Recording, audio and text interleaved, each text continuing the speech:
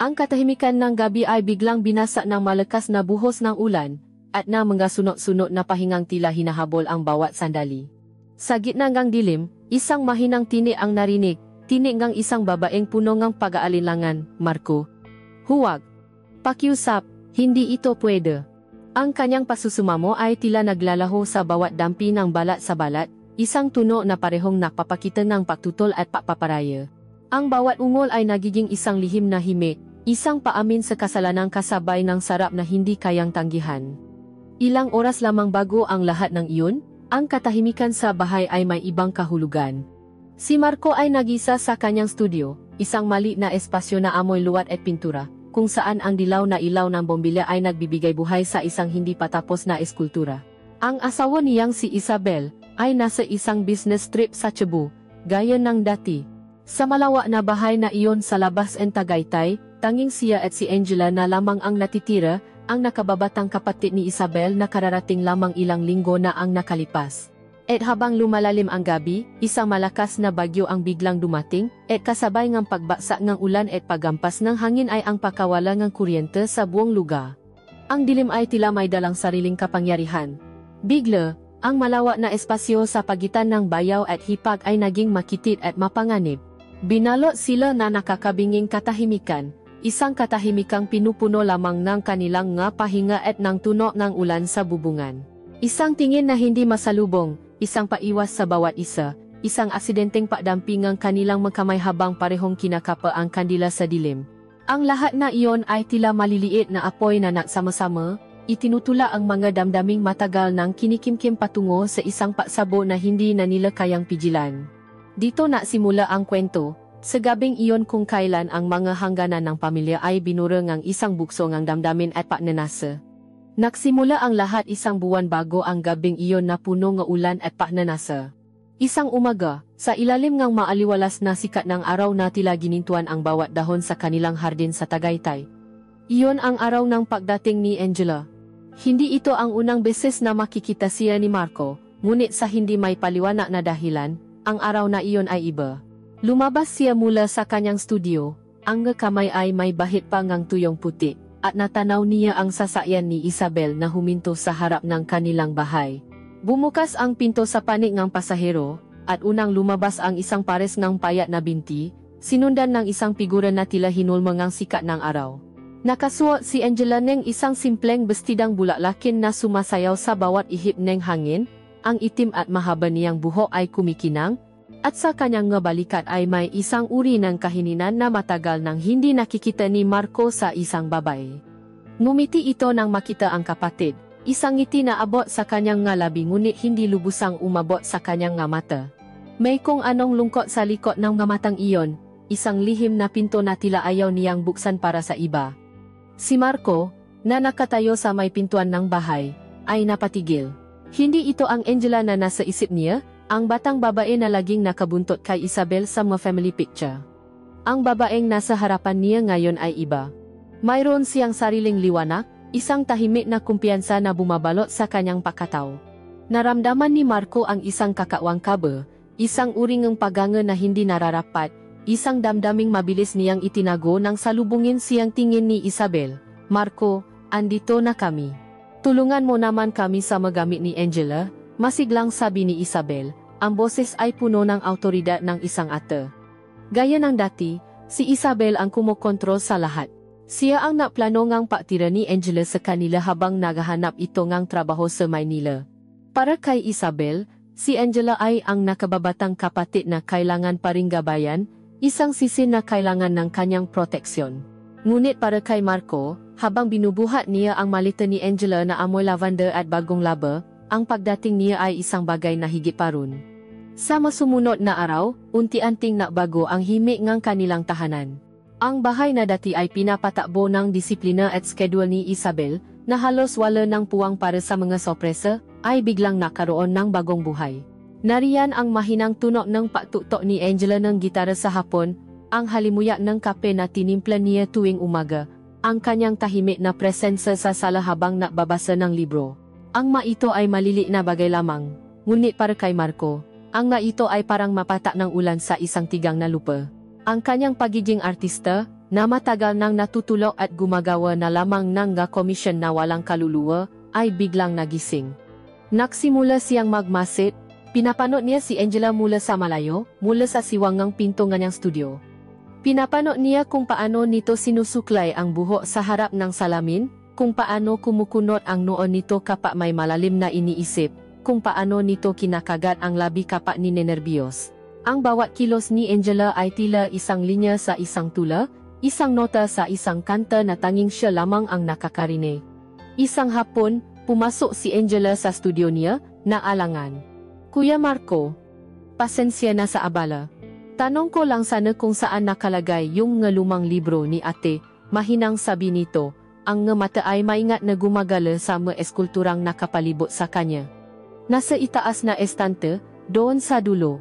Hindi mo iyon abot, ako na ang kukuha, alok ni Marco. At sa pagtayo niya, hindi niya sinasadyang masagi ang balikat nito. Isang saglit na pagdampi, ngunit sapat na iyon para mapadala ng kuryente sa kanyang buong katawan. Naamoy niya ang banayat na pabango nito, isang pinahalong bulaklak at tamis na tila humahalo sa alikabok ng kanyang paggawaan. Kinuha niya ang libro, at sa pag-abot niya rito, ang kanilang mga daliri ay muling naglapat. Naangat ng tingin si Angela, at sa sandaling iyon, sa gitna ng katahimikan ng studio, nakita ni Marco ang kislap sa mata nito, isang kislap ng kuryosidad, marahil ay pahanga, o isang bagay na mas malalim pa na hindi niya kayang pangalanan. Ngumiti lamang ito at nagpasalamat bago mabilis na umalis, dala-dala ang libro at ang isang piraso ng katahimikan ni Marco. Simula ng araw na iyon, isang bagong anyo ang nagsimulang mabuo sa isang tipak ng luwat sa gitna ng studio ni Marco. Hindi niya ito sinabi kahit kanino, kahit sa kanyang sarili. Ngunit sa bawat pagaplos ng kanyang nga daliri sa malami at malambot na putik, ang nabubuo ay ang imahe ni Angela. Ang linya ang kanyang panga, ang kurba ang kanyang nga labi, ang lungkot sa kanyang nga mata. Si Angela ang naging bago niyang musa. Hindi niya alam kung bakit, o marahil ay ayaw niya itong alamin. Ang alam niya lang ay sa loob ng maraming taon, ngayon lang ulit siya nakaramdam ng ganitong kabang, ganitong apoy, ganitong pagnanasang lumiha. Si Isabel, sa kanyang pagiging abala sa trabaho at sa paasikaso sa kapatid, ay walang kamalay-malay. Para sa kanya, masaya siyang makita na masigla ulit ang kanyang asawa sa paukit. Mukhang inspired ka na ulit, mahal.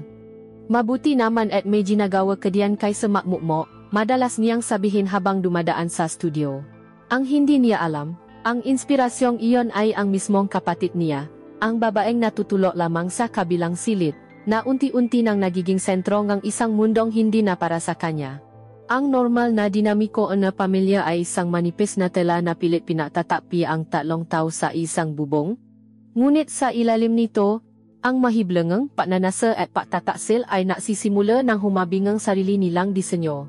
Ang nga sumunod na araw ay lumipas na may dalang kakaibang kuryente, isang hindi nakikita ngunit ramdam na boltahe sa hangin sa tuwing makakalapit sina Marco at Angela. Ang dating ordinaryong mga kilos ay nakaroon ng bigat at kahulugan.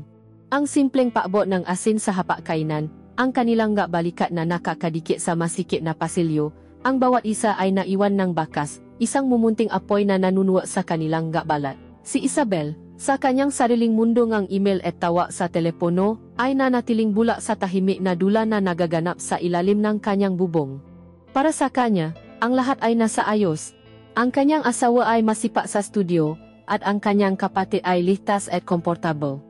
Ngunit sa ilalim ng payapang lawa na iyon, isang malakas na agos ang nagsisimula ng mabuo. Isang gabi, habang si Isabel ay nasa isang mahalagang online meeting sa kanilang silid, nakita ni Marco si Angela sa sala, nakaupo sa sahig at halos yakapin na ang kanyang laptop sa sobrang inis. Isang mahinang buntong hininga ang kumawala sa mga labi nito, isang tunog ng pagkabigo na narinig ni Marco mula sa kanyang studio. Dahan-dahan siyang lumabas, na kunwaring kukuha ng tubig, ngunit ang kanyang mata ay nasa dalaga. May problema ba yung laptop mo? Kanina ka pa diyan, tanong niya, sinisikap na maging kaswal ang kanyang boses. Nakangat ng tingin si Angela, ang mukha ay bahagyang nasisinagan ng asul na ilaw mula sa screen. Napakabagal kasi, Kuya Marco. Kailangan kong mapasa ngang application online, pero palagi na lang nahahang. Sagot nito, ang boses ay may bahid ng pagkairita. Patingin nga, sabi ni Marco. Umupo siya sa sahig sa tabi nito, mas malapit kaysa sa nararapat.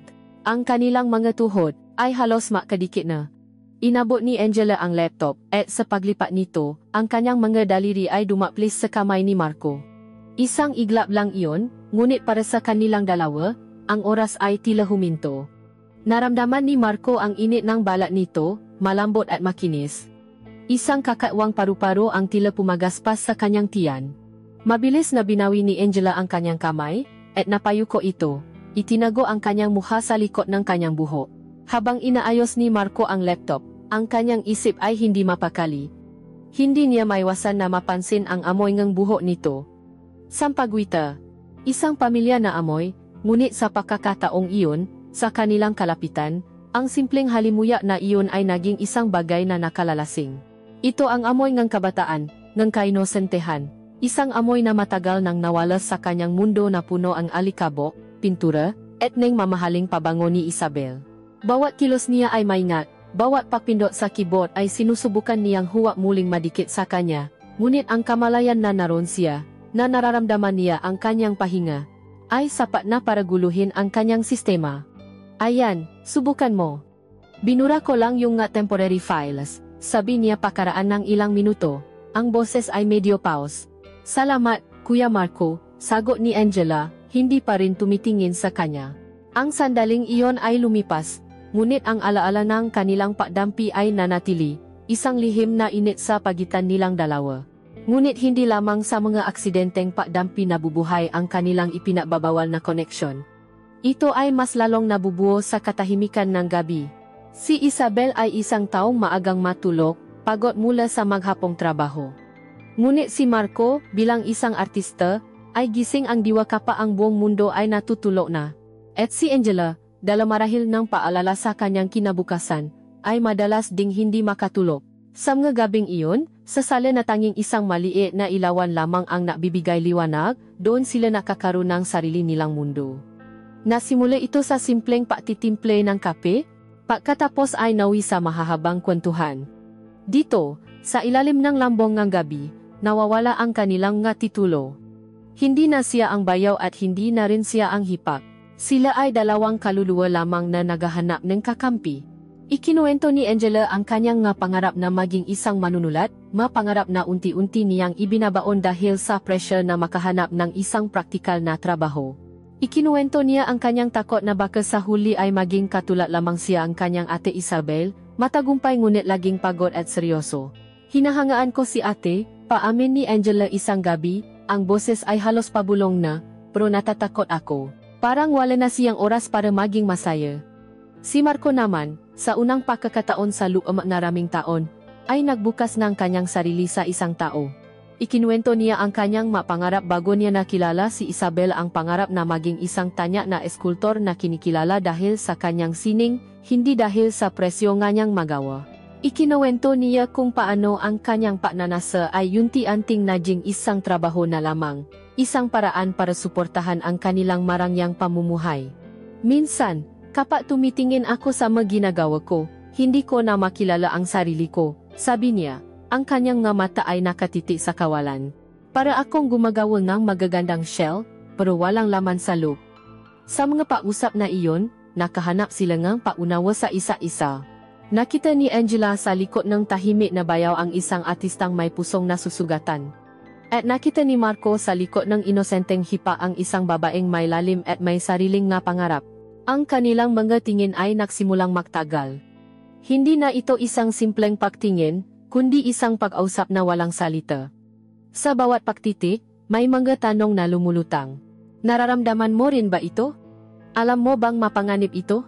Bakit hindi natin ito mapigilan? Ang nga mata nila ay naglalakbay sa mukha ng isa't isa, kinakabisa ang bawat linya, bawat kurba, bawat anino. Ang hangin sa pagitan nila ay bumibigat, puno nga salitang hindi masabi, puno nga pagnanasang hindi dapat maramdaman. Madalas, isa sa kanila ang unang bumabawi ngang tingin, biglang tatayo para kumuha ngang tubig o magsasabing oras na para matulog. Ngunit kahit na makahiwalay na sila sa kanilang masilip, ang koneksyon ay nananatili, isang hindi nakikitang hibla na nakdudugtong sa kanilang maisip, pinapanatili silang gising sa kalaliman ng gabi. Parehong nag-isip tungkol sa isa't isa. Ang pagkakataon na tila isang bihasang manunulat ng tadhana ay hinintay ang perpektong sandali para isulat ang susunod na kabanata. Nasimula ito sa paalis ni Isabel para sa isang 3 araw na kumprensya sa Davao. Kinaumagahan ng kanyang pag-alis, iniwan niya ang isang bahay na puno ng mapaalala at bilin, isang listahan ng mga dapat gawin na idinikit sa ref, at isang halik sa pisngi ni Marco na kasing lamig ng umaga. Sa paalis ng kanyang sasakyan, isang nakakabinging katahimikan ang pumuno sa bahay. Isang katahimikang hindi komportable, isang espasyong naiwan na kailangang punan. Sa buong maghapon, sina Marco at Angela ay tila maanino na umiwas sa isa't isa. Ang bawat isa ay abala sa kani-kanilang gawain, ngunit ang kamalayan sa presensya ng isa't isa ay parang isang magnet na parehong humihila at nagtutulak. Ang matingin na dati ay natatagal ay naging mabilis at mailap. Ang mangiti ay naging pilit. Ang hangin ay mabigat. Puno nga hindi masabi. Puno nga alaala ng magabi ng kanilang pag-usap. Pagdating ng hapon, ang kalikasan mismo ang nagsimulang magbago. Ang maaliwalas na langit ay biglang binalot ng makakapal at maitim na ulap. Ang sikat ng araw ay naging isang maputlang kulayabo. Ang hangin, na kanina lamang ay banayat, ay nagsimulang maging marahas. Pinapaspas ang nga dahon at pinapatunok ang nga bintana. Ang unang patak ng ulan ay tila isang babala, isang tuldok na sinundan ng sunod-sunod na guhit, hanggang sa ang buong mundo sa labas ay naging isang malabong larawan sa likod ng basang salamin. At sa kasagsagan ng papalakas na ulan, ang mga ilaw ay kumurap isang beses, 2 beses bago tuluyang namatay. Isang ganap at lubos na kadiliman ang bumalot sa kanila. Marco, ang narinig niyang tawa ni Angela mula sa sala, ang boses ay nanginginig. Nandito ako, sagot ni Marco mula sa kusina. Huwag kang gagalaw, hahanap ako ng kandila. Sa dilim, ang kanilang nga pandama ay tila mas tumalas. Ang bawat tuno ang pagampas ng ulan, ang paghihip ng hangin, ang kanilang sariling paghinga ay mas malakas, mas malinaw. Kinapa ni Marco ang nga drawer, ang kanyang nga kamay ay nanginginig ng bahadya. Nang sa wakas ay makahanap siyang kandila at posporo, sinindihan niya ito. Ang maliit na apoy ay lumihangan isang maliit na bilog ng liwana sa gitna ng malawak na kadiliman, isang munting isla sa gitna ng isang dagat ng anino. Nakita niya si Angela, nakatayo sa gitna ng sala, yakap-yakap ang sarili. Ang kanyang mukha ay isang larawan ng pangamba, ang kanyang nga mata ay malaki at bilog sa nagbabagong liwanag. Okay ka lang? Tanong ni Marco, lumapit ito sa kanya. Tumango lamang si Angela, ngunit ang panginginig ng kanyang mabalikat ay naksasabi ng ibang kwento. Umupo sila sa sofa, sa loob ng maliit na bilog ng liwanag. Walang naksasalita. Ang tanging naririnig ay ang bagyo sa labas at ang tibok ng kanilang puso. At sa isang iglap, isang malakas na dagundong ng kulo ang yumani sa buong bahay. Napasiga si Angela ng mahina, at sa isang kilos na hindi na pinaisipan, sa isang bukso ng damdamin na mas malakas kaysa sa kanyang paisip, ay inilagay ni Marco ang kanyang braso sa mabalikat nito. Naramdaman niya ang paninigas ng katawan nito sa una, isang sandali ng pagtutol. Ngunit pagkatapos, unti-unti, naramdaman niyang net-relax ito, sumandal sa kanya, hinahanap ang init at proteksyon mula sa kanyang katawan. Doon, sa katahimikan, habang ang bagyo ay nagwawala sa labas, ang bagyo sa kanilang makdibdib ay nagsisimula ng umabot sa sukdulan. Naamoy muli ni Marco ang halimuyak ng sampagwita sa buhok nito, ngunit ngayon, ito ay may kasamang amoy ng takot at ng ulan. Ang kanyang puso ay dumadagundong, mas malakas pa kaysa sa kulo sa labas. Dahan-dahan, maingat, ibinaling niya ang kanyang ulo. Nakita niya ang mukha nito, ilang pulgada na lamang ang layo sa kanya. Ang liwanag ng kandila ay naglalaro sa kanyang balat, sa kanyang mahahabang pilik mata na bahagyang basa, sa kanyang ngalabi na bahagyang nakaawang. Isang salita lamang mula sa kanya, isang pailing, isang paatras, at titigil siya, ngunit wala. Tumingin lamang ito pabalik sa kanya, ang kanyang mata ay isang pinahalong takot at paanyaya. Ang isip ni Marco ay sumisigaw. Mali ito. Kapatid siya ni Isabel. Taksil. Ngunit ang kanyang katawan, ang kanyang puso, ang kanyang kaluluwa, ay may ibang sinasabi. Dahan-dahan, na parang sa isang panaginip, inilapit niya ang kanyang mukha. Naramdaman niya ang mainit na hininga nito sa kanyang balat. Nakita niya ang pakpikit ng mamata nito. At pagkatapos, ang kanyang malabi ay dumampi sa malabi nito. Ang unang halik ay malambot, na alangan, isang tanong. Naramdaman niya ang pangingining ng labi nito sa ilalim ng sa kanya. Ngunit hindi ito umatras. Sa halip, naramdaman niya ang isang halos hindi mahalata, ngunit tiyak na pagtugon. At iyon na ang kailangan niya. Ang pag-alinlangan ay naging pagnanasa. Ang halik ay lumalim, naging marahas, naging mapusok. Ito ang pagpapalaya sa lahat ng tensyon, sa lahat ng matingin, sa lahat ng masalitang hindi nila masabi. Ang kanyang kamay ay umakyat mula sa balikat nito patungo sa batok nito, ang kanyang daliri ay isiniksik sa malambot nitong buhok. Ang isa naman niyang kamay ay humawa sa bewang nito, inilapit palalo ang katawan nito sa kanya. Tumugon si Angela sa paraang hindi niya inaasahan. Ang kanyang mga kamay ay umakyat sa dibdib ni Marco, pagkatapos ay sa kanyang nga balikat, kumapit na parang isang taong nalulunod. Ang kanyang nga labi ay sumasagot sa bawat galaw ngang sa kanya, sabik at desperado. Sa sandaling iyon, wala ng bagyo sa labas. Ang tanging bagyo ay nasa loop na nila, isang ipu-ipo nga salanan at sarap, ngang pagtataksil at ng isang damdaming sa wakas ay pinakawalan. Nang sa wakas ay magiwalay sila para huminga, ang tanging maririnig ay ang kanilang nagahabol na hininga. Nakatitik sila sa isa-isa sa liwanag ng kandila. Ang kanilang nga mata ay punong ganggulat sa kanilang ginawa, walang salitang namutawi. Hindi na kailangan, sa isang halik na iyon, lahat ay nakbago. Ang linya ay nalampasan na, at alam nilang pareho na wala nang babalikan pa. Ang umaga pagkatapos ang bagyo ay nagising sa isang mundong hinugasan ng ulan. Malinis ang hangin, kumikinang ang bawat dahon, at payapa ang paligid. Ngunit sa loob ng bahay ni Marco, ang hangin ay mabigat, marumi, at puno ng salitang hindi kayang bikasin. Ang halik na naganap sa dilim ay tila isang multo na nakaupo sa pagitan nilang dalawa sa almusal. Ang bawat tuno ang pakalansing ng kutsara sa plato, ang paglago ng kapa ay umalingaw-ngaw sa nakabibinging katahimikan. Hindi sila makatinginan. Si Marco ay nakatitik sa kanyang pagkain na parang ito ang pinaka-interesanteng bagay sa mundo. Si Angela naman ay abala sa pag-ikot ng kanyang tinidor sa plato, hindi naman talaga kumakain. Ang alaalain lambot en labi nito, ang init ng katawan nito, ang amoy ng buhok nito, ay paulit-ulit na bumabalik sa isip ni Marco, isang pinahalong matamis na lason ng sarap at pagkakasala. Para naman kay Angela, ang bawat patibok ng kanyang puso ay isang paalala ng kanyang kahihiyan at ng isang kakawang kilik na hindi niya dapat nararamdaman. Ang katahimikang iyon ay biglang nabasa sa pagdating ng sasakyan ni Isabel. Ang kanyang pagbabalik ay parang isang malakas na ilaw na biglang binuksan sa isang madilim na silid. Pinipilit silang makita ang lahat ng kanilang itinatago.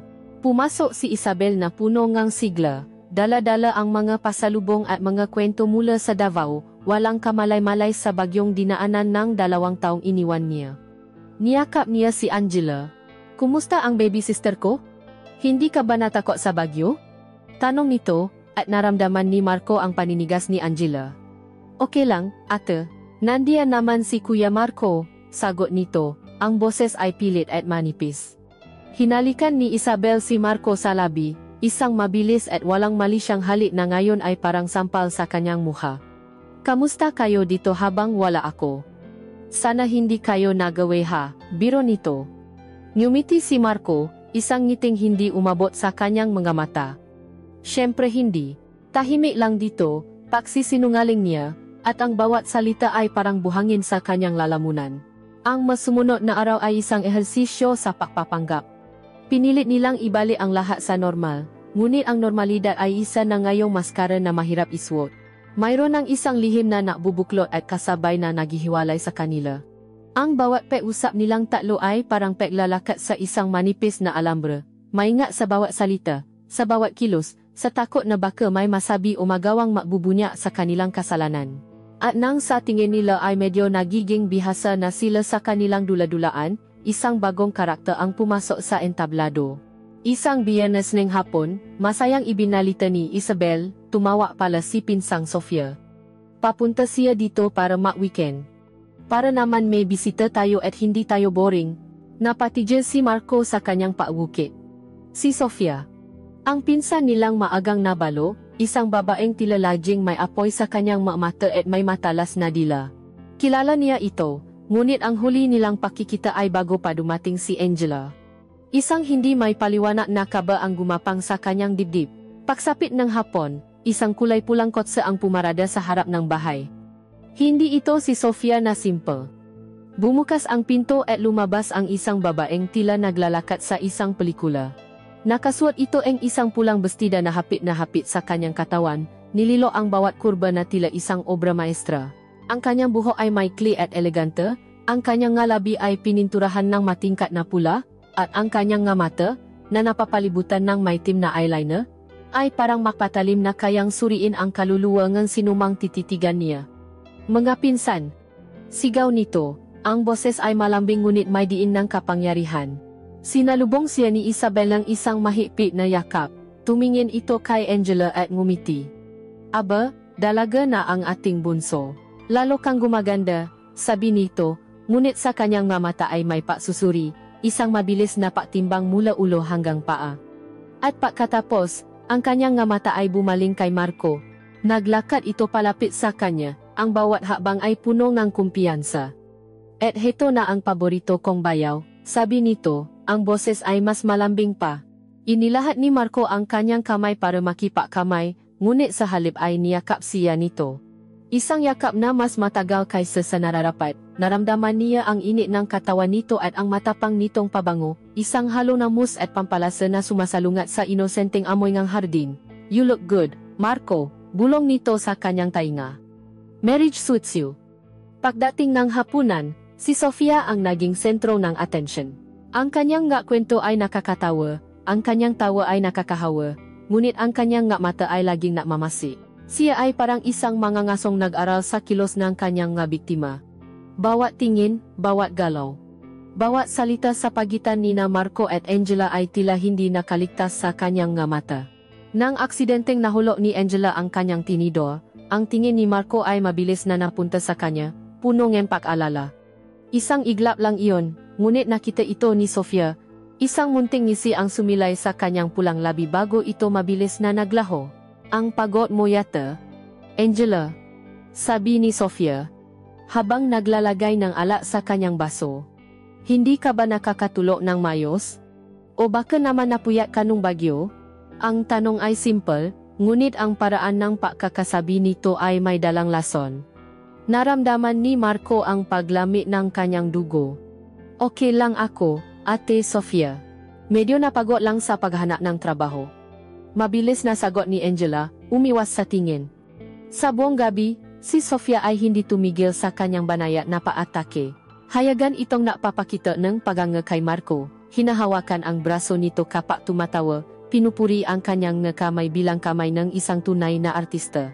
Ginagawa niya ito sa harap nina Isabel at Angela, isang pagsubok, isang laro para makita ang kanilang mga reaksyon. At nakikita niya ang bahagyang pagseselos sa mata ni Angela, ang pagkabalisa sa kilos ni Marco, at ang kawalang muwang ni Isabel na masayang nakikinis sa kanilang biruan. Nang gabing iyon, habang nakahiga sa tabi natutulog na si Isabel, hindi mapakali si Marco. Ang presensya ni Sofia sa bahay ay parang isang bomba na hindi alam kung kailan sasabog. Hindi siya tulad ni Isabel. Si Sofia ay nakakakita sa dilim. Nakikita niya ang mabita sa kanilang perpektong pamilya. At alam ni Marco, sa kaibuturan ng kanyang puso, na nakita na ni Sofia ang kanilang lihim. Ang laro ay nabago. Hindi na lamang ito isang mapanganib na sayaw sa pagitan nilang dalawa ni Angela. Mayroon ng isang manonot na tila gustong sumali sa sayaw, o marahil, gustong sirain ito ng tuluyan. Ang pagkagising kinaumagahan ay hindi nakdulot ng gaan sa loob, sa halip ay nakdala ito ng panibagong antas ng tensyon. Si Sofia ay tila isang araw na lumabas mula sa kanyang silid, hindi bilang isang bisita, kundi bilang isang reyna na nakmamasid sa kanyang kaharian. Ang bawat kilos niya ay may layunin, ang bawat salita ay may talim. At ang kanyang target ay malinaw, si Marco. Samantalang si Angela, mula sa pagiging isang lihim na kasama sa kasalanan, ay unti-unting nagiging isang manonot sa isang dula na hindi niya alam kung paano sisimulan. Nagsimula ang laro sa hardin. Si Isabel, sa kanyang kagustuhang maging isang mabuting host, ay nagiya para sa isang magaan na almusal sa labas, sa gitna ng mabulala na siya mismo ang natanim. Habang abala si Isabel sa paayos ng mesa, si Marco naman ay naupo sa isang tabi, hawa ang kanyang sketchpad, sinusubukang iguhit ang mga orkidyas. Si Angela ay tahimik na tumutulong sa kanyang ate. Lumapit si Sofia kay Marco, dala ang isang tasa ng kape. Para sa ating nag-iisang artista, sabi nito, ang boses ay malambing na parang pulot, ngunit ang nga mata ay nangaakit. Ano ang iyong ginuguhit? Ang kagandahan ng kalikasan? Mga bulak lang. Sagot ni Marco, hindi tumitingin. Sayang naman, sagot ni Sofia, at sa paupo nito sa tabi niya, sa isang espasyong napakalapit, ay naramdaman ni Marco ang init ng kanyang hita na dumidikit sa kanya. Kung ako sa iyo, ang iguguhit ko ay isang bagay na mas buhay. Isang bagay na may pananasa. At habang sinasabi niya iyon, ang kanyang kamay ay dumapo sa likod ni Marco, isang magaan na haplos na napatayo ng lahat ng balahibo sa kanyang batok. Gaya ng ano? Tanong ni Marco, napalunok. Tumingin si Sofia sa kanya ng diretso. Pagkatapos ay mabilis na sumulyap kay Angela na ngayon ay nakatingin sa kanila. Ang kamay na may hawak na platito ay bahagyang nanginginig. Gaya ang apoy, bulong ni Sofia, bago tumayo at numiti na parang walang nangyari. Sa buong almusal, ang dula ay nakpatuloy. Si Sofia ay walang tigil sa pagbibigay ng atensyon kay Marco.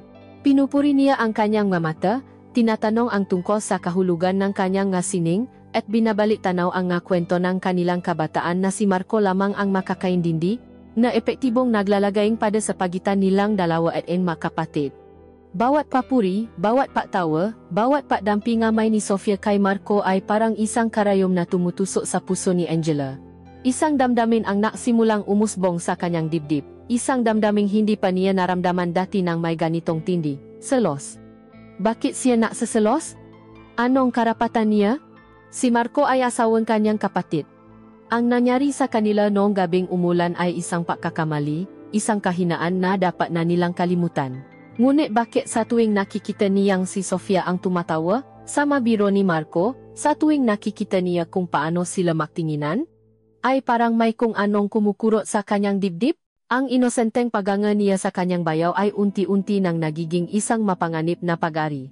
Nakikita niya si Sofia hindi na bilang isang pinsan, kundi bilang isang kaagaw, isang kalaban sa isang digmaang siya mismo ay hindi sigurado kung gusto niyang salihan.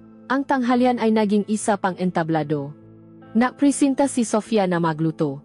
Ako na ang bahala, sabi nito. Suot ang isang apron sa ibabaw ang kanyang pulang bestida, na lalo lamang nabigay diin sa kanyang hubok.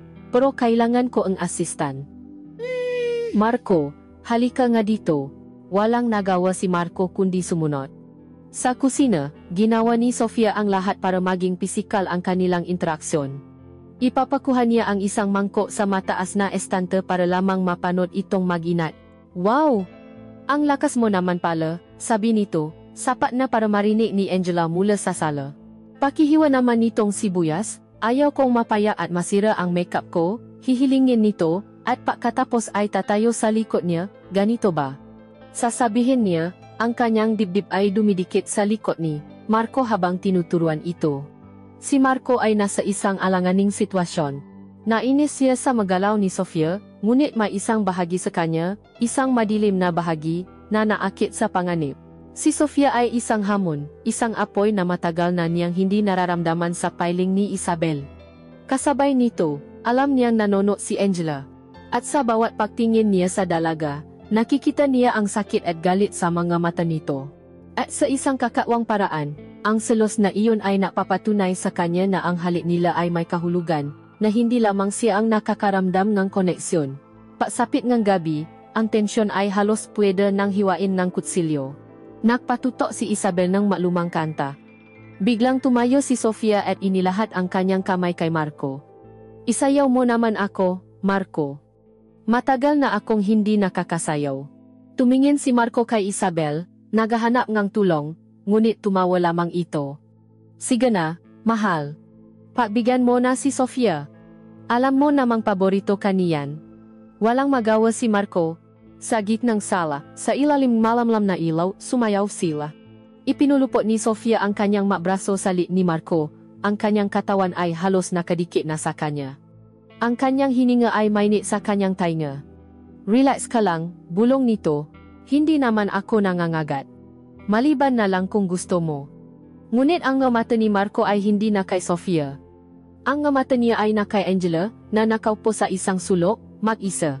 Ang mukha nito ay hindi, na nagpapakitang simpleng lungkot.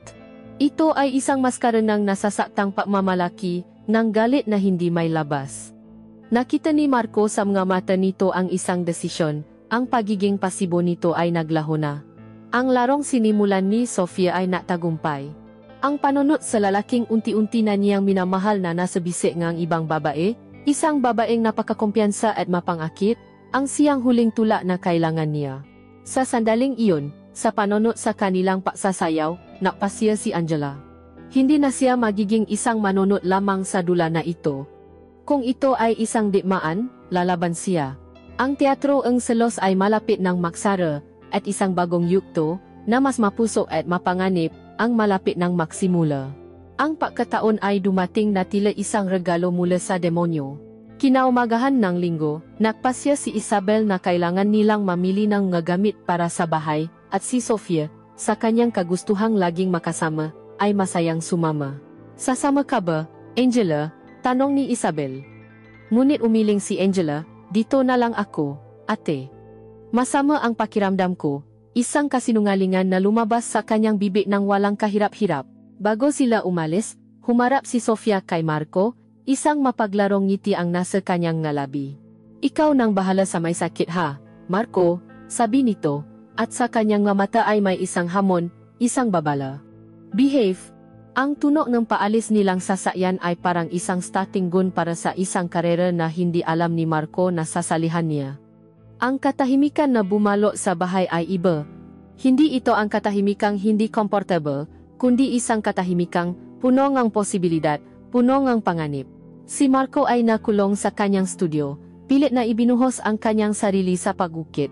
Hinahampas ang luwat na parang may personal siyang galit dito. Ito ang kanyang paraan para takasan ang maimahe sa kanyang isip. Ang mata ni Sofia, at higit sa lahat, ang mata ni Angela na puno ang selos. Habang si Angela naman ay nasa kanyang silid, nakatayo sa harap ng salamin. Ang imahe ni Marco na sumasayaw kay Sofia ay paulit-ulit na umikot sa kanyang isipan. Ang galit at selos na naramdaman niya kagabi ay hindi nawala. Sa halip, ito ay naging isang matibay na desisyon sa liwanag ng araw. Hindi na siya ang batang babae na naghihintay. Kung kailangan niyang lumaban para sa isang bagay na hindi naman dapat sa kanya, gagawin niya. Gumawa siya ng isang mapangahas na kilos, binuksan niya ang aparadong kanyang ate Isabel. Kinuha niya ang isang puting-puting bestidang pantulok na gawa sa manipis na koton, isa sa mapaborito ni Isabel. Alam niyang simple lamang ito, ngunit sa ilalim, isinuot niya ang isang itim na lase na bra na minsan niyang hiniram dito nang hindi nakpapaalam. Ang kombinasyon ay isang deklarasyon. Ang kainosentehan sa labas, ngunit may itinatagong apoy sa loob. Huminga siya ng malalim, nagtimpla ang kape, at naglakad palabas, patungo sa studio. Bawat hakbang niya sa damuhan ay mabigat, bawat tibok ng kanyang puso ay isang martilyo sa kanyang dibdib. Pumasok siya sa studio nang hindi kumakatok. Naabutan niya si Marco na nakatalikod, walang malay sa kanyang presensya. Ang muscle sa likod nito ay naninigas sa bawat pakdiin niya sa luwat. Kuya Marco, mahinang tawa niya. Napalingon si Marco, at sa pagkakita sa kanya, ang kanyang kamay ay natigilan. Ang kanyang mata ay nanlaki, sinisipat siya mula ulo hanggang paa. Nakita niya ang manipis na telang gamit. Ang madilim na anino nga itim na lache sa ilalim nito. Ang kanyang buhok na bahagyang magulo. At ang kanyang ngalabi na basa na parang kinagat. Alam niya agad na hindi ito isang simpleng paalok ng kapa. Nakdala ako ngam kapa, sabi ni Angela. Ang boses ay nangingini ng bahadya, ngunit ang kanyang mata ay determinado. Naklakat siya palapit sa mesang pinaktatrabahuhan ni Marco. At doon, sa isang kilos na pinaplanuhan at mukhang aksidente, ang kanyang paa ay nadulas sa isang basang bahagi ng sahig. Ang tasangang kapa ay tumilapon sa sahig, nabasag, at siya, sa isang peking sigaw, ay bumagsak pasulong, diretso sa mga bisig ni Marco. Ang kanyang katawan ay lumapak sa matigas na dibdib ni Marco. Naramdaman niya ang init, ang lakas. Naamoy niya ang pinahalong amoy ang luwat, pawis, at na isang bagay na para kay Marco lamang. Pasensya na. Nadulas ako. Bulong niya sa dibdib nito. Ngunit hindi siya binitawan ni Marco. Sa halip, ang mga braso nito ay mas humigpit pa sa kanyang bewang, ikinukulong siya. Itinaas nito ang kanyang mukha, at ang kanilang mga mata ay nagtakpo. Sa mga mata ni Marco, nakita niya ang isang digmaan sa pagitan ng pagnanasa at ng konsensya. At sa mga mata ni Angela, nakita niya ang takot na may kasamang matinding paasam. Ang pagnanasa ang nanalo. Angela. Ungo ni Marco, at ang pagsambit niya sa kanyang pangalan ay parang isang sumpa at isang panalangin. Hindi na nila kailangan ng salita. Ang kanilang mga bibig ay nahanap sa isa-isa, at ang kanilang halik ay hindi na tulad ng dati. Ito ay mabangis, desperado, punong galit na pagnanasa. Ito ay ang halik ng isang taong ayaw ng magpagaw, at ng isang taong pagod ng magpigil. Binuhat siya ni Marco na parang wala siyang bigat at inilapak siya sa ibabaw malapat na masanggawa sa kahoy, na baksakan ang nge-sketch at magamit sa sahi. Ang lamig ng kahoy sa kanyang likod ay isang kakatwang paalala kung nasaan sila, kung ano ang kanilang ginagawa. Marco, dito. Huwag! Pabulong na pagtutol ni Angela. Ngunit ang kanyang salita ay kinain ng halik ni Marco sa kanyang sa kanyang balikat. Ang kanyang protesta ay hindi patanggi, kundi isang pagsuko, isang huling paalam sa kanyang konsensya. Ang kanyang kamay, na kanina ay nakasandal sa dibdib ni Marco bilang pagtutol, ay ngayon ay gumagapang na sa batok nito, isinasabit ang sarili. Ang kamay ni Marco ay may sariling isip, hinahanap ang butones ang damit. Isa-isa nitong binuksan. Inilalantad ang itim na lasa na tila isang mamahaling regalo sa ilalim ng simpleng pambalot. Ang kanilang pag-isa ay naganap sa gitna nga hindi patapos na eskultura, mga muhang gawa sa putik na tila mga tahimik na manunot sa kanilang kasalanan. Ito ay mabilis, marahas, at walang lambing. Ito ay hindi pag-ibig, ito ay isang akto ngang pag-angkin. Ang pagnanasa na pinalaki ngang selos, ang pagkakataon na ibinigay ngang tadhana, ang matagal na pagpipigil na sa wakas ay bumigay. Ang bawat dampi, bawat ungol, ay isang paglaba sa lahat ng tama at nararapat. Ang paangkin sa isang bagay na ipinagbabawal, na mas lalong napapasarap sa bawat sandali nga salanan. Nang matapos ang lahat, ang katahimikan na bumalik ay mas mabigat pa kaysa dati. Nakahiga sila sa gitna ng gulo na kanilang nilikha. Ang amoy ng kapa ay humalo sa amoy ng luwat at ng kanilang pinagsaluhang init. Hindi sila nagsasalitan, hindi sila makatinginan. Ang apoy na kanina ay nagliliyap ay naging abo, at sa ilalim ng abo ay ang malamig na katotohanan. Si Marco ay tumingin sa kanyang kamay, ang parehong kamay na lumilihang sining, ay sharing makamay na sumira sa isang sagradong tiwala. Si Angela naman ay dahan-dahang bumangon, inayos ang kanyang damit, at sa kanyang mata, ang tapang at determinasyon ay napalitan ng isang malalim at hindi masukat na pagsisisi. Ang pinto ng studio ay nakabukas, at ang sikat ng araw sa labas ay tila isang mapanghusgang ilaw, inilalantad ang kadiliman na kanilang ginawa sa loob. Ang kasalanang kanilang pinaksaluhan sa studio ay hindi naging isang tuldok, sa halip, ito ay naging isang kuwit, isang maikling paginto bago magsimula ang isang mas mahaba at mas mapanganib na pangungusap. Ang sumunod na araw ay binalot ng isang bagong uri ng normalidad. Sa umaga, sa harap ni Isabel at Sofia, sila ay ang perpektong bayaw at hipag, nagbabatian ng may formalidad, nag-usap ng may pag-iingat. Ngunit sa ilalim ng kanilang kilos, mayroon ng isang lihim na wika, isang mabilis na sulyap habang si Isabel ay nakatalikod. Isang bahagyang pagngiti kapa na kasalubong sa pasilyo, isang pagdampinga daliri kapa na abutan ng isang bagay. Sila ay naging magkasawa sa isang krimen na sila mismo ang biktima at salarin. Ang kanilang pagnanasa, na minsan ng pinakawalan, ay naging isang uhaw na hindi na mapigilan. At dahil hindi na nila ito maring gawin sa liwanag, natutunan nilang gumalaw sa dilim. Ang kusina, sa kalaliman ng gabi, ang naging bago nilang santuaryo. Kapag sigurado na silang mahimbing na ang tulo ni Isabel, dahan-dahang lalabas si Angela sa kanyang silid, makukunwaring inom ng tubig, pakaraan ng ilang minuto, susunod si Marco. Sa dilim na tanging ang malamig na liwanag lamang mula sa bukas na ref ang tumatanglaw, doon sila nagtatakbo. Walang maraming salita. Ang kanilang pausap ay nasa kanilang maalabi, sa kanilang maakamay. Isang gabi, Isinandal siya ni Marco sa pinto ang pantry. Ang halik niya ay mabilis at gutom, na parabang bawat segundo ay mahalaga. Ang mga kamay ni Angela ay gumapang sa ilalim ng kanyang damit, hinahanap ang init ng kanyang balat. Ang bawat haplos ay may kasamang panganib. Ang bawat halik ay may kasamang takot. Ang katotohanang ang silid ni Isabel ay ilang hakbang lamang ang layo, na anumang oras ay maaari itong magising at mahuli sila, ay hindi naging isang hadlang. Sa halip, ito ay naging isang pampagana, isang pampalasa na lalong nakpasarap sa kanilang ipinababawal na pagsasalo. Ang panganib ay naging isang droga, at sila ay mabilis na nalululong dito. Hindi lamang sa gabi sila nagiging mapangahas. Minsan, habang silang tatlo ay nanonood ng telebisyon sa sala, sa ilalim ng kumot, ang paa ni Marco ay dahan-dahang hahanapin ang paa ni Angela. Isang lihim na padampi na nakpapadala ang kuryente sa kanilang buong katawan habang si Isabel walang muwang na nakasandal sa kanyang balikat. Minsan naman habang si Isabel ay abala sa telepono sa hardin, makakasalubong sila sa pasilyo. Hihilahin siya ni Marco sa isang madilim na sulok at bibigyan ng isang mabilis ngunit malalim na halik. Ang kanilang madibdib ay nahahabulan sa bilis ng tibok. Ang kanilang matainga ay nakikinig sa bawat tunog, handang bumitaw anumang oras. Ang bawat nakaw na sandali ay isang tagumpay, isang patunay na mas matalino sila, na kaya nilang ipagpatuloy ang kanilang laro nang hindi nahuhuli. Ngunit habang tumatagal, ang kanilang kumpiyansa ay nagiging kapabayaan. Isang hapon, habang si Sofia ay lumabas para makipagkita sa mga kaibigan at si Isabel ay abala sa pag-aasikaso ng halaman sa ibaba, nagpatulong si Angela kay Marco sa kanyang silid. "Kuya Marco, hindi ko may sara yung bintana," sabi nito, isang palusot na pareho nilang alam ang tunay na kahulugan. Pumasok si Marco sa silid ni Angela. Ang amoy ng kwarto amoy ng dalaga, na lotion, at mga libro ay tila isang imbitasyon.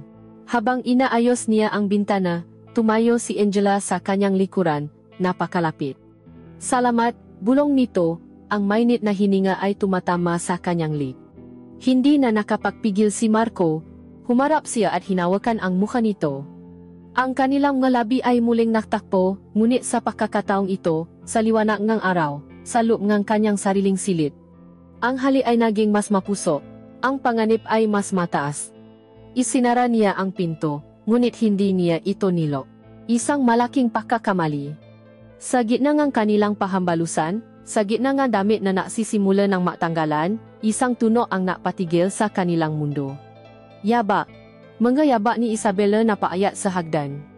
Ang kanilang mga mata ay nanlaki sa takot.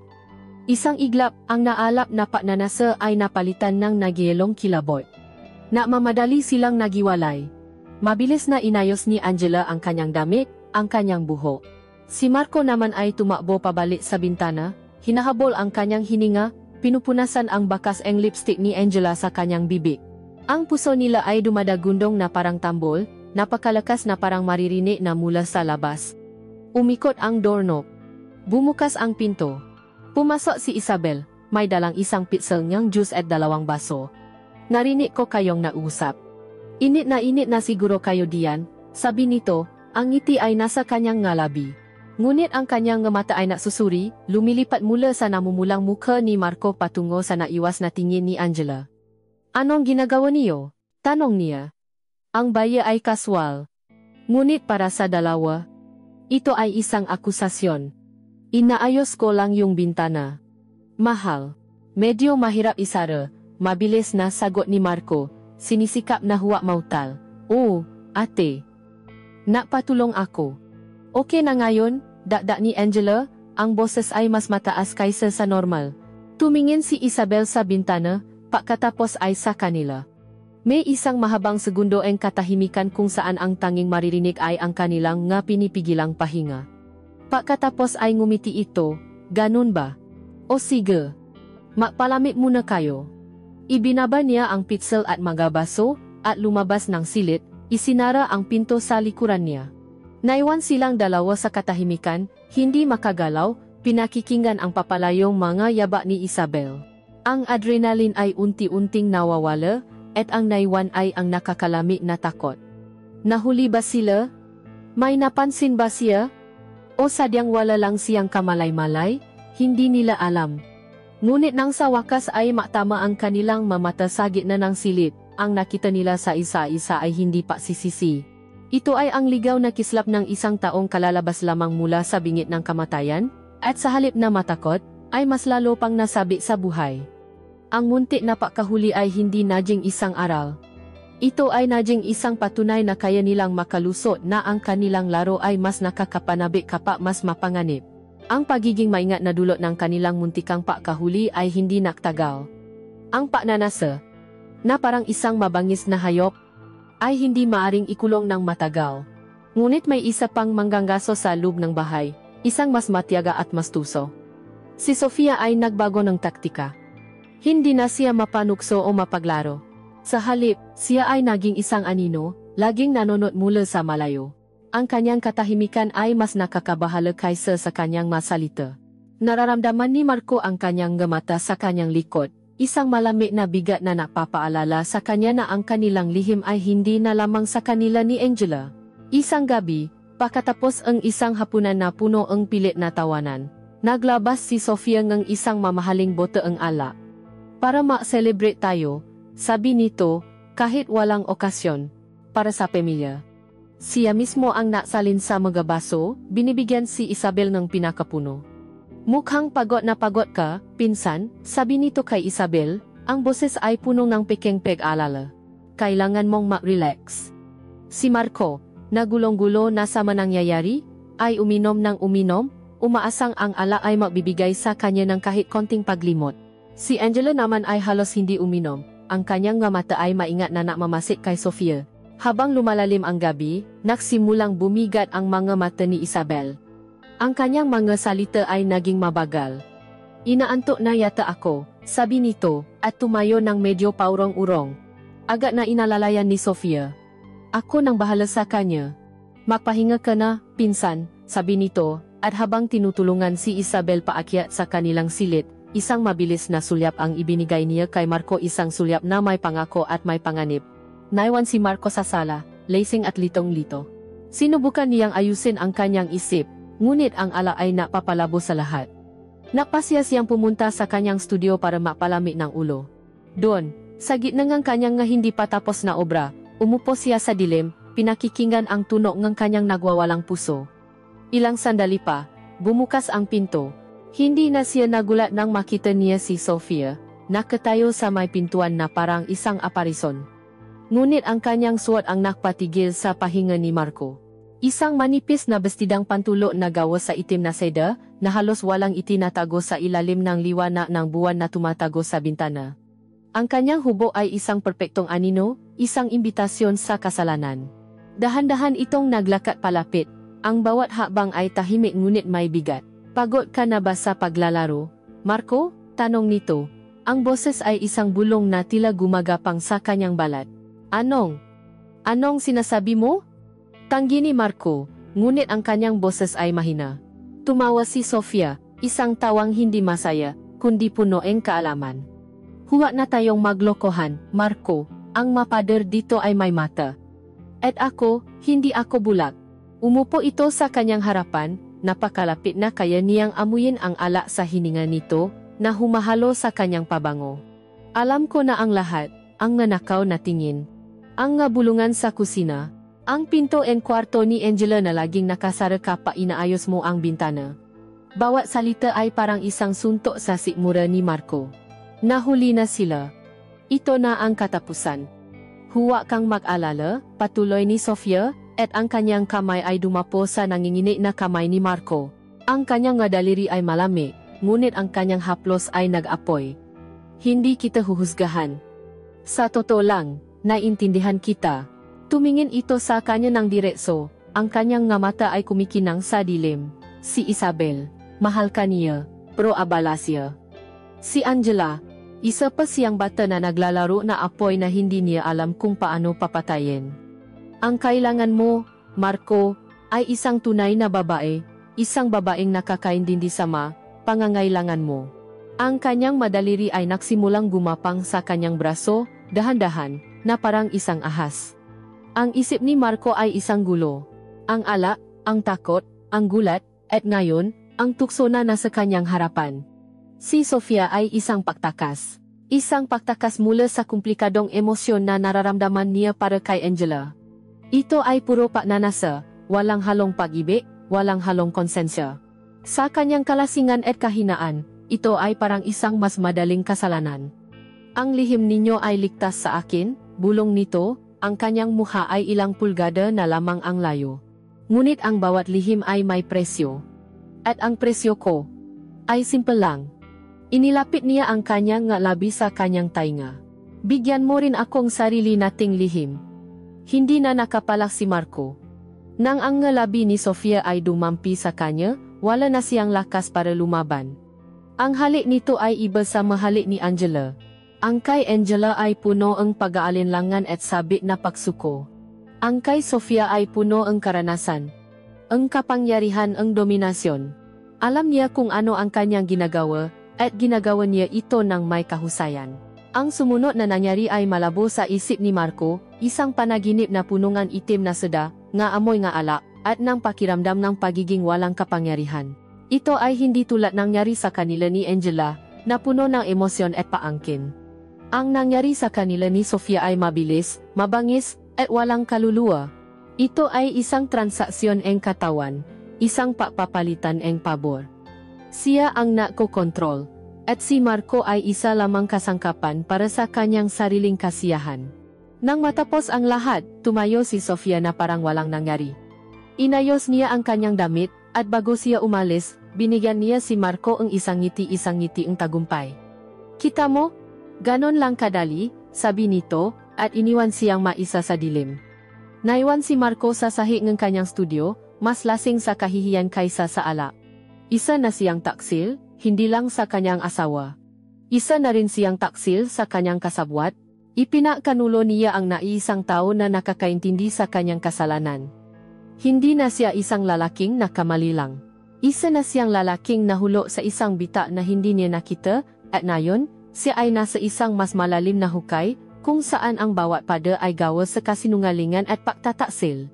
Ang umaga pagkatapos ng gabi kasama si Sofia ay nakdala ng isang bagong uri ng impyerno para kay Marco. Kung ang kasalanan niya kay Angela ay isang sugat na kumikirot, ang kasalanan niya kay Sofia ay isang lason na dahan-dahang kumakalat sa kanyang buong sistema. Nagising siyang may matinding sakit ng ulo at mas matinding sakit ng kaluluwa.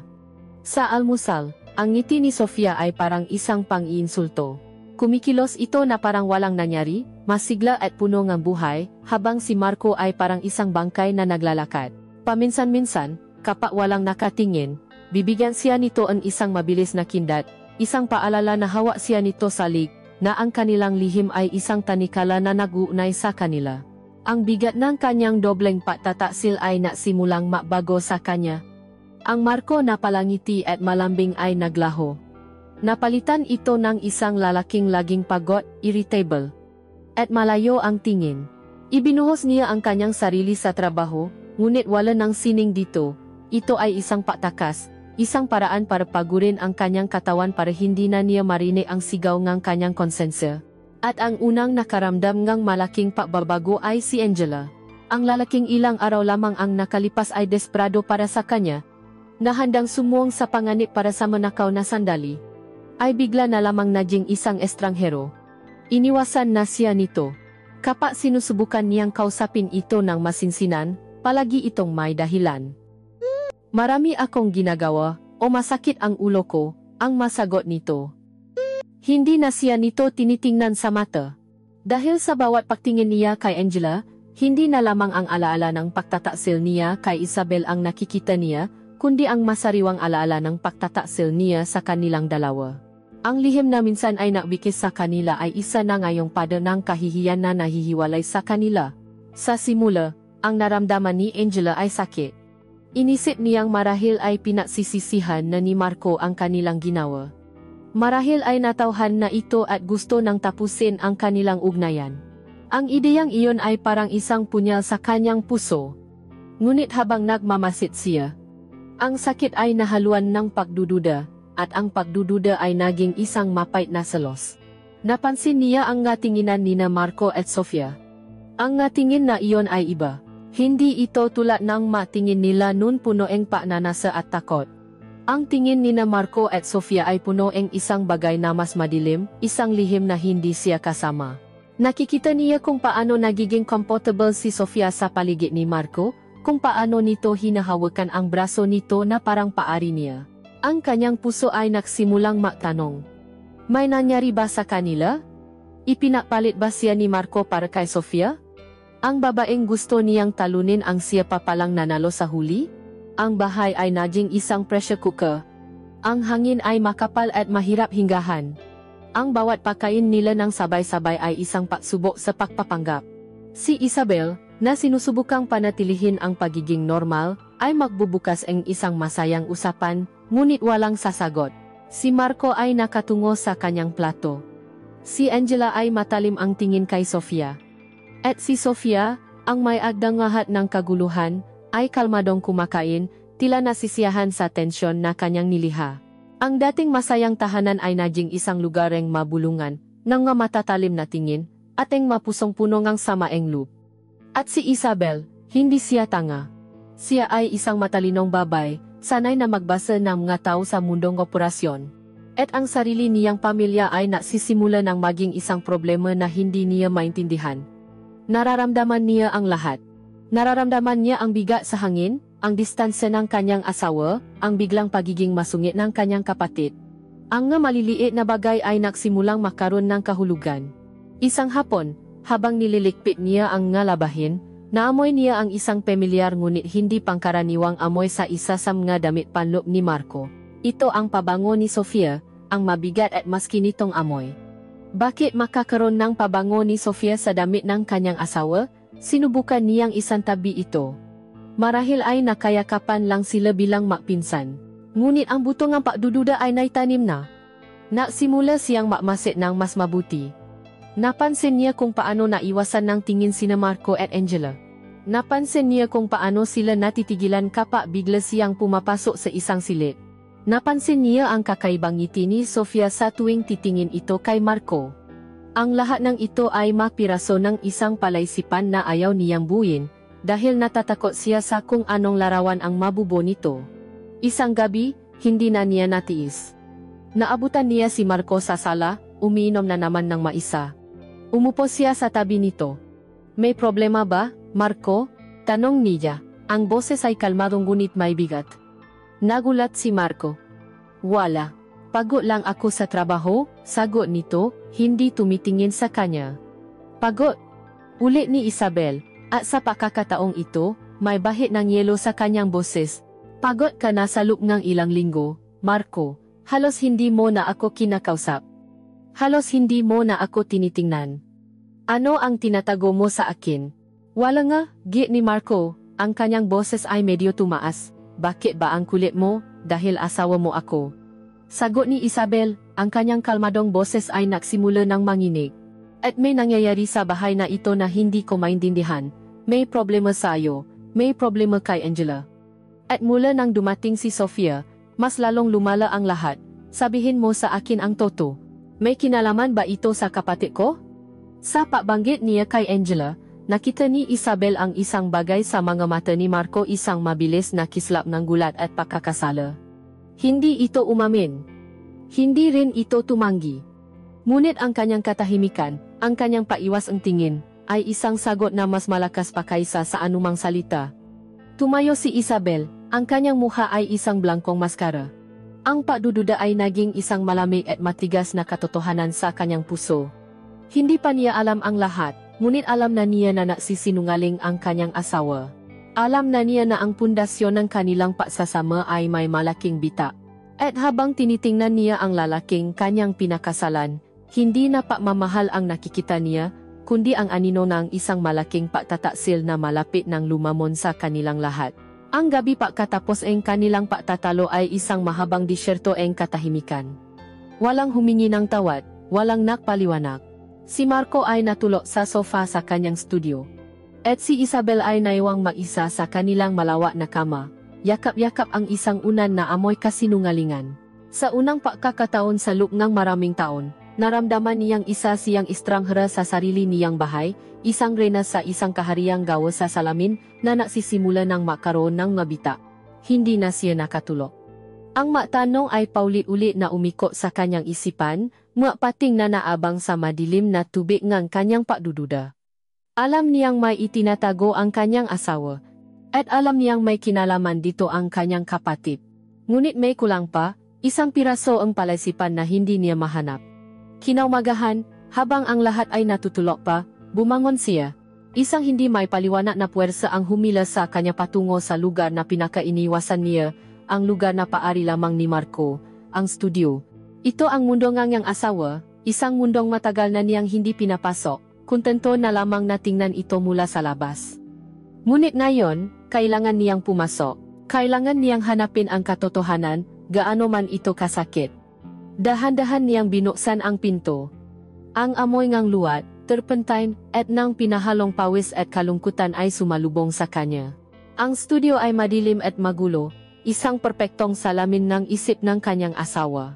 At sa gitna ng lahat ng gulo, sa gitna ng silid, may isang bagay na nakatayo sa isang pedestal, maingat na tinatapan ng isang basang tela. Ito ang obrang pinakakaabalahan ni Marco nitong mga nakaraang linggo, ang dahilan ng kanyang mga gabing walang tulog. Naglakad siya palapit, ang bawat hakbang ay mabigat.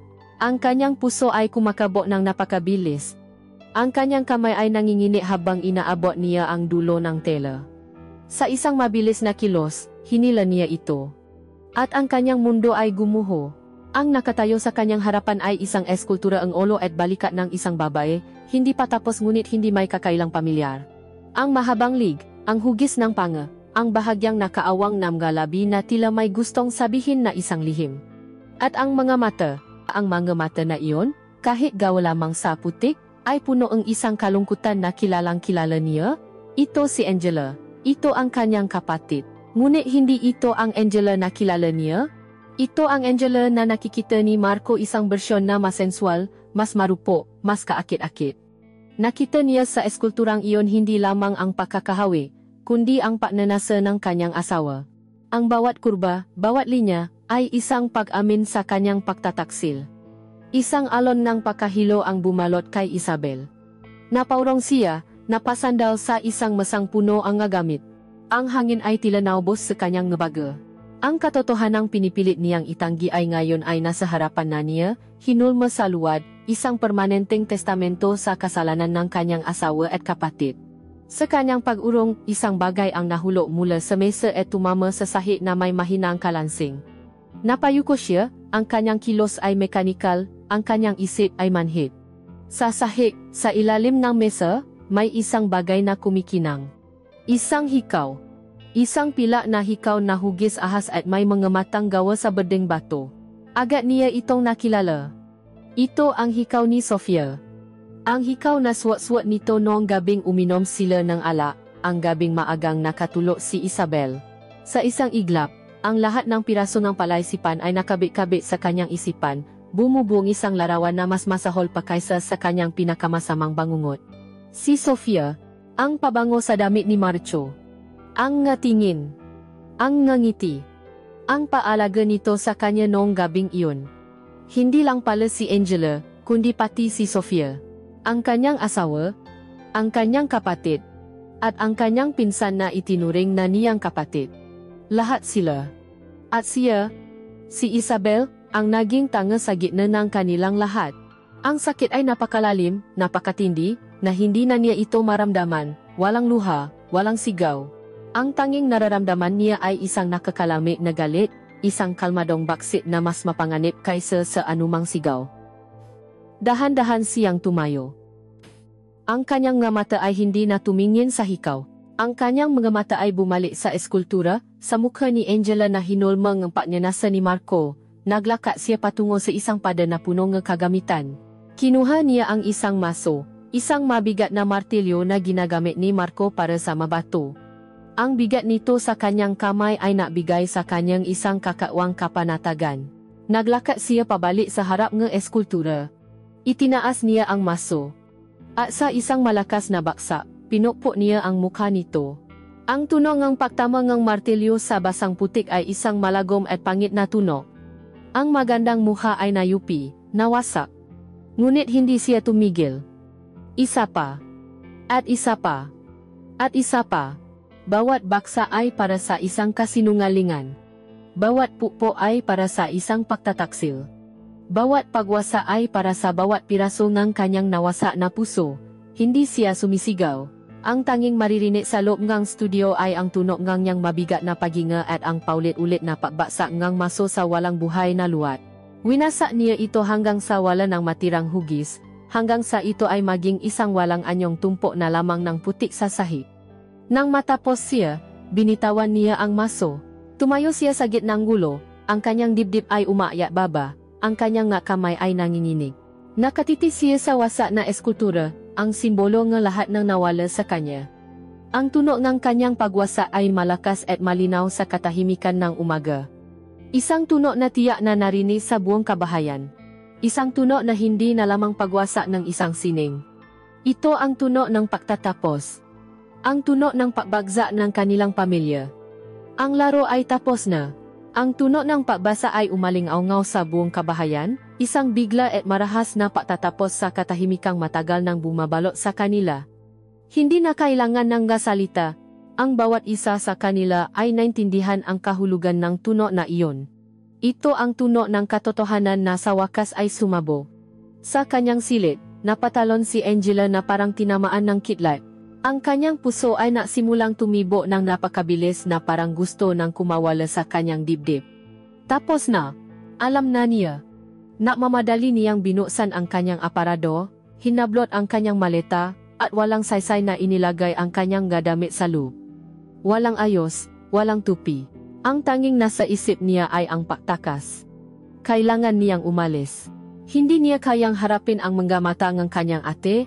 Manggamatang minsan ay puno ng pagmamahal ngunit ngayon ay tiyak na puno ng galit at pandidiri. Hindi siya umiyak. Ang maluha ay tila natuyo sa tindi ang kanyang takot at kahihiyan. Na para siyang isang magnanakaw, dahan-dahan siyang lumabas sa likod bahay at tumakbo palayo nang hindi lumilingon. Si Sofia naman, na nasa kanyang silid at nagbabasa, ay dahan-dahang ibinaba ang kanyang libro. Napangiti siya ng bahagya, isang ngiting hindi masaya, kundi isang pakilala na ang dula ay tapos na. Walang gulat sa kanyang reaksyon. Kalmado niyang inayos ang kanyang mga gamit. Maingat niyang tinupi ang kanyang nga damit, isinara ang kanyang maleta, at nag-retouch ng kanyang pulang lipstick sa harap ng salamin. Para sa kanya, tapos na ang laro. Wala nang panalo o pagkatalo, tanging paggalis na lamang. Lumabas siya ng bahay na parang isa lamang ordinaryong bisita na uuwi na, walang paalam, walang habilin, at iniwan ang gulo na siya mismo ang tumulong na lihain. Mula sa studio, lumabas si Isabel, ang kanyang mukha ay maputla na parang papel, ang kanyang kamay ay may bahid ng basang puti.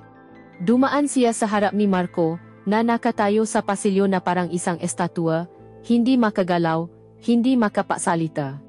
Hindi siya tiningnan ni Isabel, dumaan siya na parang hangin lamang si Marco, isang bagay na hindi na niya nakikita. At doon nagsimula ang mahabang katahimikan. Hindi sila nag-usap. Hindi sila nag-uwi. Si Isabel ay hindi sumigaw o nagtanong. Ang kanyang parusa ay mas masahol pa ron. Ang kanyang ganap na pagwawalang bahala. Mananatili sila sa isang bubong, ngunit ang kanilang mamundo ay milya-milya na ang layo. Ang bahay na dati ay puno ng buhay at tawanan ay naging isang malamig na libingan, kung saan dalawang multo ang gumagala, kapwa pinamumultuhan ng nga alaala ng kanilang nga kasalanan. Lumipas ang malinggo, naging mabuwan. Ang hardin ay nagsimulang malanta dahil wala nang naalaga. Ang alikabo ay nagsimulang mamuo sa mamuables. Ang katahimikan ay naging permanenteng residente ng bahay. Si Marco ay hindi na halos lumalabas sa kanyang studio, ngunit hindi para gumawa. Ang kanyang makamay, na minsan ay kayang lumihang ng kagandahan mula sa puti, ay tila naging bato. Tinititigan lamang niya ang mablangkong tipa ng luwad, ngunit wala na siyang makita, wala na siyang maramdaman. Ang kanyang sining, ang kanyang kaluluwa, ay nawasak kasamangang estatwa ni Angela. Isang gabi, maraming buwan pa katapos ang lahat, isang malakas na ulan ang muling bumuhos, katulad ng gabing nagsimula ang kanilang kasalanan. Nakaupo si Marco sa dilim ng niyang studio, hawa ang isang bote ngala, nakatitik sa mga tuyo at basa na piraso ng luwat na nakakalat pa rin sa sahig, isang permanenteng monumento sa kanyang pagkabigo. Sa bawat patak nga ulan sa bubong, naalala niya ang lahat. Naalala niya ang tatlong babae na sumira at sinira niya. Si Isabel, ang kanyang asawa. Nakikita niya ito araw-araw, isang aninong gumagalaw sa bahay, ang nga mata ay laging malungkot. Ang kanyang presensya ay isang tahimik na akusasyon na hindi na matatapos. Siya ang biktima na kailangang mabuhay araw-araw sa maguho na siya mismo ang lumikha. Si Angela, ang kanyang hipak, ang kanyang naging musa. Nasaan na kaya ito ngayon? Lumuwas kaya ito ngang Maynila? Nakahanap kaya ito ngang trabaho? O baka naman natatago pa rin ito sa kahihiyan? Iniisip niya ito, dala-dala habang buhay ang peklat ng kanilang kasalanan, ang kanyang kabataan ay nabahiran ng isang dumi na hindi na kailanman mabubura. Makakapagmahal pa kaya ito muli ng may tiwala. Si Sofia. Ang mang-akit, ang manunukso. Nagtagumpay ba siya? O nag-isa rin kaya siya ngayon sa kung saang lugar, naghahanap ng bagong laro, ng bagong biktima, habang buhay na hinahabol ang isang panandalyang sarap na hindi naman talaga nakakapuno sa kanyang kaloban? Sa huli, habang nakatitig siya sa kawalan, isang tanong ang paulit-ulit na bumabalik sa kanyang isipan. Sa kanilang lahat na nasaktan at nakasakit, sino nga ba ang pinakakawawa? Ang asawang pinagtaksilan? Ang dalagang nawalan ng kawalang malay? Ang babaeng tila nakukuha ang lahat ngunit sa huli ay wala namang tunay na paari? O siya, ang lalaking nasa gitnang lahat, nasa sobrang pagnanasa ay nawala hindi lamang ang mataong mahal niya, kundi pati na rin ang kanyang sarili. Ang tanong ay nanatiling nakabitin sa hangin, kasabay ang walang tigil na pagbuhos ang ulan, isang tanong na walang sagot, isang paalala na sa larungang pagnanasa at pagtataksil, walang sinuman ang tunay na nanalo.